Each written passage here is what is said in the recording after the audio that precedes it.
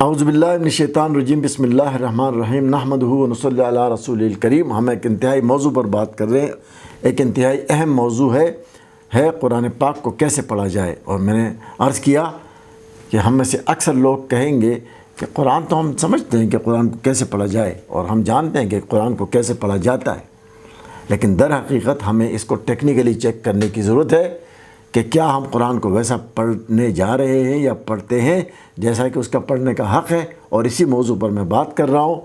تو اسی حوالے سے چونکہ یہ ایک علمی موضوع ہے اور یہ ایک علمی چینل ہے، تو اگر آپ کو اس میں کچھ اپنے لیے اہم نظر آئے، اگر آپ اس میں کچھ اپنا فائدہ ہوتا وہ نظر آئے، تو ضرور اس چینل کو سبسکرائب کیجیے گا تاکہ یہ بات لوگوں تک پہنچے۔ قرآنک ریڈرز قرآن کا لیڈر بنتا ہے۔ جو قرآن کا ریڈر ہوگا قرآن کا لیڈر بنے گا، کیونکہ readers are leaders, reader leader بنتے ہیں۔ تو قرآن کا ریڈر قرآن کا لیڈر بنے گا، اور قرآن کا لیڈر ہمیشہ باعزت ہوگا۔ لوگ اس کی طرف دیکھیں گے اور اس کی طرف بہت محبت سے اس کو فالو کریں گے۔ تو کیونکہ قرآن کا جو ریڈر ہوتا ہے وہ پیغمبروں کے حوالے سے، قرآن پاک کے حوالے سے، اپنے معلمین کے حوالے سے وہ بات کہتا ہے جو اللہ سبحانہ و تعالیٰ فرما رہے ہیں۔ تو پرافٹ محمد صلی اللہ علیہ وآلہ وسلم نے فرمایا کہ قرآن سیکھو، قرآن پڑھاؤ، اور اگر ان دونوں میں سے کچھ بھی نہیں کر سکتے تو ان دونوں میں سے کسی ایک کی خدمت کرو۔ یہ بات اتنی اہم ہے کہ ہمیں اس بات کو سمجھنے کے لیے جاننا ہوگا کہ ریڈنگ ہوتی کیا ہے۔ تو سب سے پہلی ریڈنگ لنگوسٹک ریڈنگ ہے، یعنی لسانی ریڈنگ، یعنی ہم کسی کتاب کو کھول کے اس کو پڑھیں گے تو یہ لسانی ریڈنگ کہلاتی ہے۔ اور جب ہم فضا کو دیکھیں گے، ہوا کو دیکھیں گے، سما کو دیکھیں گے، زمین اور آسمان کو دیکھیں گے، تو اس کو کہتے ہیں نان لنگوسٹک ریڈنگ۔ ریڈنگ دو طرح کی ہوتی ہے، لنگوسٹک اور نان لنگوسٹک۔ جب ہم کتاب پڑھ رہے ہیں تو یہ لنگوسٹک ریڈنگ ہوگی، جب ہم لفظ پڑھ رہے ہیں یہ لنگوسٹک ریڈنگ ہوگی، جب ہم جملہ پڑھ رہے ہیں، ہم الفاظ پڑھ رہے ہیں، یہ سارے لنگوسٹک ریڈنگ ہوگی۔ لیکن جب ہم آسمان کی طرف دیکھ کر، بادلوں کی طرف دیکھ کر یہ دیکھتے ہیں، یہ سمجھتے ہیں کہ بارش ہونے والی ہے، تو اس کو کہتے ہیں نان لنگوسٹک ریڈنگ۔ جب ہم بازار میں دیکھتے ہیں اور ہمیں بہت رش نظر آتا ہے اور ہم کہتے ہیں کہ ابھی بہت رش ہے، ہم بعد میں جائیں گے، تو یہ بھی ایک ریڈنگ ہے۔ تو ریڈنگ دو طرح کی ہوتی ہے، لیکن ہمیں قرآن کے حوالے سے ہمیں لنگوسٹک ریڈنگ کو دیکھنا ہے کہ ہمیں قرآن کے الفاظ کو کیسے پڑھنا ہے، کیسے سمجھنا ہے۔ تو ہمارے سامنے بنیادی طور پر 4 ماڈل ہیں۔ ایک ہے اہل زبان کا وہ ماڈل جو اہل زبان ہے لیکن وہ علم نہیں رکھتا، ان پڑھ ہے۔ دوسرا، وہ اہل زبان بھی ہے اور عالم بھی ہے۔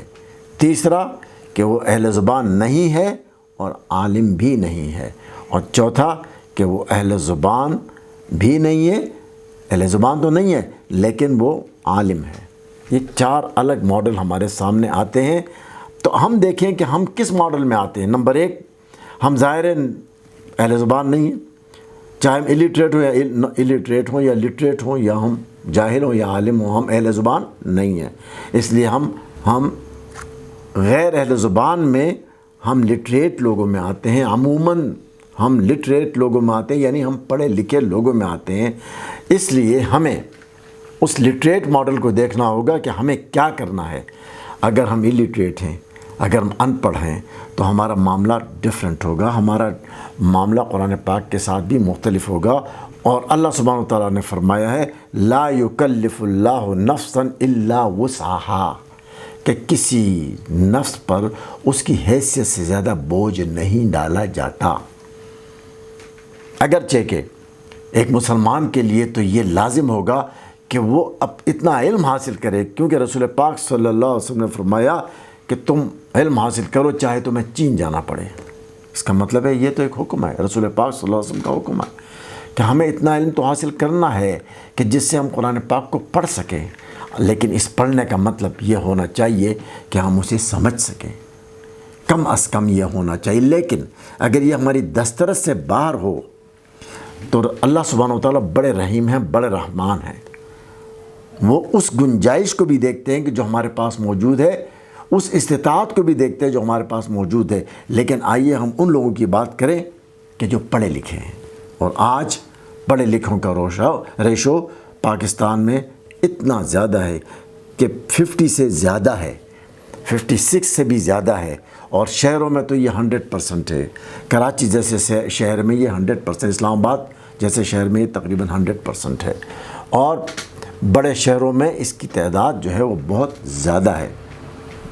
اس لیے ہم اسی حوالے سے دیکھیں گے کہ ایسے لوگ جو پڑھے لکھے اس قرآن پاک کیسے پڑھیں۔ اور یہ بھی دیکھیے، اگر میں پروفیسر ہوں، اگر میں انجینئر ہوں، اور اگر میں پاکستان کا وزیر ہوں، امیر ہوں، کبیر ہوں، میں پالیسی میکر ہوں، تو بتائیے اب میری ذمہ داری قرآن پاک کو پڑھنے کے حوالے سے کیا ہوگی؟ یہ بنیادی بات ہے جسے ہمیں فرق کو دیکھنا ہے، کیونکہ اللہ فرما رہے ہیں لا یکلف اللہ نفسا الا وسعها، اس کے نفس کی حیثیت سے زیادہ یا کم بوجھ نہیں ڈالا جاتا۔ اب بتائیے، آپ سوچیں اپنے بارے میں کہ آپ کے نفس کی وسعت کیا ہے؟ کیا آپ دوسری کوئی کتاب سمجھ کر پڑھتے ہیں یا بغیر سمجھے پڑھ جاتے ہیں؟ کیا آپ امتحان کوئی بھی بغیر سمجھے پاس کر لیتے ہیں یا سمجھ کر پاس کرتے ہیں؟ بتائیے، کیا آپ اپنا بجلی کا بل بغیر پڑھے دے دیتے ہیں یا پڑھ کر ادا کرتے ہیں؟ تو اگر آپ کے اندر یہ وسعت ہے، آپ کے اندر یہ طاقت ہے، یہ استطاعت ہے، تو آپ کو قرآن پاک کو سمجھ کر پڑھنا ہوگا۔ تو آپ کو جاننا ہے کہ میرے اور قرآن پاک کے درمیان کون سی ذمہ داری ہے اور کتنی ذمہ داری ہے، یہ جاننا بڑا ضروری ہے۔ اس طرح سے ہماری ذمہ داری بدلتی رہتی ہے، یعنی جتنی ہمارے علم میں اضافہ ہوتا ہے، اتنا ہی قرآن پاک کے حوالے سے ہماری ذمہ داری میں اضافہ ہوتا ہے۔ اور اگر ہم اپنی ذمہ داری کو نہیں نبھاتے تو ہماری پکڑ ہوتی ہے۔